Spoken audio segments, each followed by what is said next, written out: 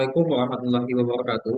Halo semuanya, perkenalkan nama saya Fahmi dari kelas 19330 dari Politik Sistem Informasi. Nah, hari ini saya akan menjelaskan membahas topik yang sebenarnya cukup menarik yaitu perbandingan model pengenalan wajah berbasis deep learning.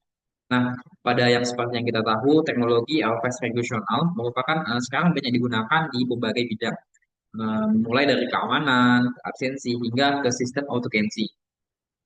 Dalam presentasi ini, saya akan menjelaskan beberapa model populer seperti FGGFS dan FSNet, ARGFS, dan lainnya, serta melihat bagaimana sih kelebihan dan kekurangan masing-masing untuk mengetahui mana yang lebih optimal dan yang mana yang paling bisa digunakan. Nah, yang pertama mempelajari kita akan mempelajari yang namanya FFG-Fest. FFG-Fest adalah model pengenalan wajah yang dikembangkan oleh Visual Community Group University of Oxford. Dengan model ini menggunakan arsitektur CNN atau FEGG16 yang dikenal dengan stabil dan mampu mengenali wajah dan akurasi tinggi. Nah, karakteristiknya apa aja? Karakteristiknya ada tiga, menggunakan arsitektur CNN, FGG dengan 16 lapisan. Yang kedua, dilatih menggunakan 2,6 juta gambar wajah. Yang ketiga, untuk menghasilkan fitur embedding atau bukan besar sehingga representasi wajah sangat detail. Nah, kelebihannya untuk FDG face itu adalah akurasi tinggi pada face resolution dan mudah digunakan untuk transfer learning dan stabil untuk berbagai kondisi wajah. Nah, kekurangannya untuk model besar, berat, membutuhkan GPU kuat. Nah, proses interface ini lebih lambat dibandingkan model modern. Untuk sedang itu FaceNet. Nah, FaceNet itu adalah model pengenalan wajah buatan Google yang mengubah wajah menjadi vektor 128 dimensi. Fokusnya adalah membuat jarak antara vektor wajah yang berbeda semakin jauh dan wajah yang sama semakin dekat. Nah, karakteristik ini menggunakan triple loss untuk melatih embedding. Embedding itu kompak 128D dan sangat kuat untuk FaceNet dan verification clustering. Nah, kelebihannya apa? Kelebihannya akurat, ringan, efisien. Yang kedua itu cocok untuk sistem autopilot modern, dot unlocks, dan attendance. Yang ketiga itu mampu mengenali wajah meski sudut ekspresi atau cahaya berubah. Nah, kekurangannya apa? Kekurangannya itu ada dua, untuk membutuhkan dataset besar untuk dihasil optimal. Yang kedua itu implementasi lebih kompleks dibandingkan CNS standar. Nah, FaceNet 512, FaceNet 512 adalah versi FaceNet dengan output embedding 512 dimensi untuk referensi wajah yang baik di gaya dan di presensi. Nah, karakteristik ini embedding lebih besar dari L1 L lebih besar dari 15-12D. Nah, untuk akurat, untuk membedakan wajah yang sangat mirip, biasanya digunakan dalam sistem biometrik tingkat tinggi. Nah, kelebihannya itu ada dua, ketelitian lebih bagus daripada FaceNet 128D, dan kedua itu representasi wajah lebih tajam. Untuk kekurangannya juga ada dua, butuh memori dan komputasi lebih besar dan tidak efisien FastNet biasa untuk perangkat kecil. Nah, kalau FastNet 1512 itu menggunakan untuk perangkat kecil aja soalnya dia kelebihan kapasitasnya terlalu tinggi. Kita akan masuk ke OpenFace. Nah, OpenFace itu adalah model face aggregation atau open source yang terinspirasi dari FastNet.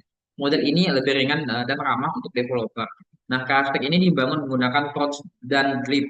Nah, yang kedua itu open source dan mudah dimodifikasi. Dan yang ketiga itu embedding 128D seperti FastNet.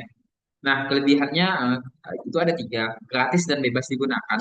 Yang kedua itu cocok untuk aplikasi dan real-time perangkat. Yang ketiga itu mudah diimplementasikan. Nah, kekurangannya dari OpenFace itu adalah akurasi lebih rendah dibanding FastNet atau semacamnya itu seperti RFace. Performa menurun di kondisi cahaya buruk. Kita akan membahas yang namanya RFace. Nah, RFace ini adalah model face recognition yang paling populer saat ini, menggunakan adaptive angular margin loss untuk membuat pembeda antara wajah semakin jelas. Nah, karakteristiknya itu ada tiga. Skor berbasis sudut antara vektor angular. Yang kedua itu adalah sangat stabil walaupun ekspresi dan lighting berubah. Yang ketiga itu akurasi benchmark terbaik dari global. Nah, karakteristiknya apa? Karakteristiknya adalah skor berbasis sudut antara vektor. Kita akan membahas yang namanya di ID. Kalau di ID adalah model awal face recognition atau berbasis deep learning yang dikembangkan oleh China's of University of Hong Kong. Ini adalah pendahuluan model modern seperti Facet and Approach. dan karakteristik dan menggunakan banyak hidden atau identity features atau dengan bekerja dengan CNN multi-layer. Cukup cepat untuk algoritma batch lama. Tapi kelebihan dari DeepID ini adalah sangat akurasi tertinggi untuk face recognition modern dan sangat kuat di kondisi di real world. Nah, cocok untuk sistem biometrik besar bandara seperti akses gudang dan lain-lain. Nah, untuk kekurangannya pasti ada di DeepID ini. Kekurangannya itu ada dua. Pelatihan butuh dataset sangat besar. Yang kedua, membutuhkan GPU tinggi untuk training. Kita akan membahas yang namanya RFS. RFS ini adalah model face recognition yang paling menggunakan ada coagulant margin loss untuk antar wajah semakin jelas. Nah, kelebihannya kita sudah membahas karakteristiknya. Kita akan membahas yang namanya kelebihannya. Nah, kelebihannya ini adalah akurasi tertinggi untuk face recognition modern. Dan yang kedua itu sangat kuat di kondisi real world. Nah, cocok untuk sistem biometrik besar bandara akses gudang dan kekurangan itu adalah pelatihan butuh dataset sangat besar, butuhkan GPU tinggi untuk training. Nah, yang Ghost FastNet itu adalah model ultra ringan yang dioptimalkan dari arsitektur GhostNet. Dirancang untuk pengenalan wajah pada perangkat kecil namun tetap presisi. Karakteristiknya apa? Karakteristiknya menggunakan Ghost Module Virtual Feature Maps. Yang kedua itu parameter sangat kecil, kecepatan tinggi, cocok untuk IoT dan mobile apps. Nah, kelebihannya apa? Kelebihannya sangat ringan dan super cepat dan hemat memori dan energi. Bagus untuk best regulation real time device. Kekurangannya ada dua, akurasi lebih rendah dari RFS dan Fastnet. Tidak ideal untuk aplikasi keamanan yang kritis. Oke, itu adalah yang terakhir. Sebagai penutup, dapat disimpulkan bahwa setiap model pengenalan wajah berbasis deep learning memiliki keunggulan dan kelemahan masing-masing. RFS unggul dalam akurasi, sedangkan SFACE atau Ghost FastNet unggul dalam kecepatan serta efisiensi untuk pangkat terbatas. Pemilihan model sebaiknya disesuaikan dengan kebutuhan sistem, apakah lebih mengutamakan ketepatan atau kecepatan. Cukup sekian presentasi dari saya. Semoga penjelasan ini dapat memberikan pemahaman lebih tentang perkembangan teknologi face recognition. Terima kasih atas perhatiannya. Wassalamualaikum warahmatullahi wabarakatuh.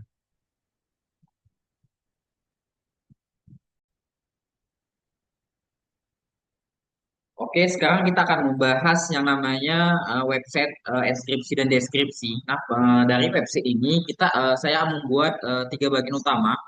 Website ini yang pertama itu ada PHP backend-nya, yang kedua itu HTML dan Bootstrap-nya, yang ketiga itu ada interaksi PHP dan HTML. Nah, sedangkan untuk PHP backend yang pertama itu bagian ini paling atas di dalam tag PHP. Bagian teks PHP paling atas adalah otak atau memproses kode ini hanya berjalan saat tombol proses ditekan. Nah, ia mengambil dari teks area, post text input, bagian ini, teks input dari metode dari drop down dan post. Nah, logika utamanya pakai switch atau metode ini seperti saklar. Jika dipilih MD5, jalankan fungsi hash MD5. Jalankan fungsi MD5. Jika dipilih atau base 64 encode, jalankan base 64 encode gitu. Nah, yang kedua itu HTML Bootstrap. HTML Bootstrap ini pada bagian ini, HTML adalah rangka tag from text area dan select. Nah, Bootstrap adalah penata rias yang membuatnya cantik. Kita dapat menulis CSS, kita hanya memanggil Bootstrap-nya aja dari internet CDM-nya, dengan tag link di dalam head-nya. Untuk tampilan modern kotak putih, tombol biru, semua berasal dari kelas Bootstrap seperti card, BTN primary, dan form control. Ini juga membuatnya responsif bagus di HP. Nah, interaksi PHP dan plus HTML-nya. Ini HTML ini juga dan saya juga menggunakan PHP-nya. Nah, untuk menampilkan hasil kotak hijau atau merah hanya muncul jika PHP sudah punya hasil untuk ditampilkan. Kode if atau result text mengingat pilihan drop dan bisa ingat di pilihan terakhir atas halaman di reload code atau PHP if methods MD5 echo search term. Nah, untuk keamanan penting kita pakai namanya HTML Special Charge atau Result Text. Ini mencegah hacker memasukkan kode jahat serangan XSS ke area teks area.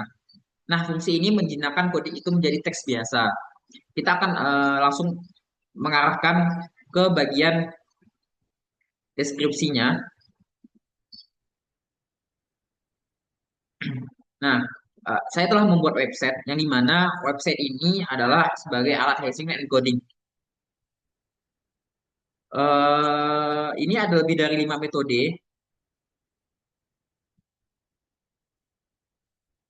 Ini lebih dari 5 metode. Atau ada MD5, SH256, SH512, dan base 64 encode dan base 64 decode. Nah, URL encode dan decode out ini adalah memiliki dua arah sekaligus. Kita bisa membaca enskripsi dan deskripsinya. Tapi MD5, SH256, SH1512 itu hanya satu arah. Kita akan mencoba yang namanya MD5. Kita akan memasukkan teks di sini.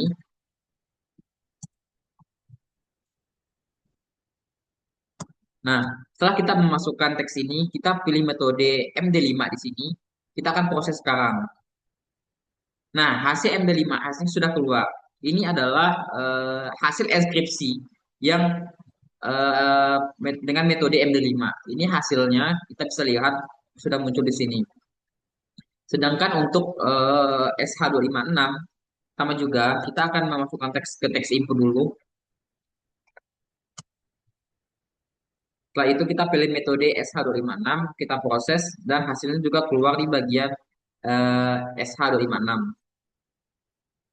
Sedangkan kalau yang encoding dua arah itu kita mencoba base 64 ini encode seperti dulu, seperti encode dulu. Nah, ini kita ikutan sama, kita akan proses. Nah, ini sudah keluar hasil encode-nya. Nah, ini kita copy encode-nya, kita pindah ke decode. Kita akan masukkan teks input output di sini, kita proses. Hasilnya bakal keluar dengan hasil decode base 64. Seperti itu. Kalau yang URL encode, kita akan memasukkan teks inputnya dulu.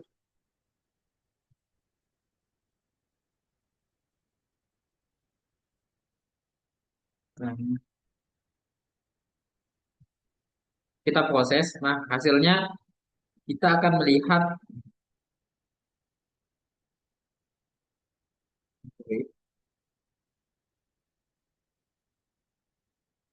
Nah, ini adalah hasil dari decode dan encode. Saya menggunakan metode satu arah dan dua arah di sini. Oke, cukup sekian website yang saya buat tentang hashing dan encoding deskripsi dan enskripsi. Kalau lebihnya saya mohon maaf. Wassalamualaikum warahmatullahi wabarakatuh.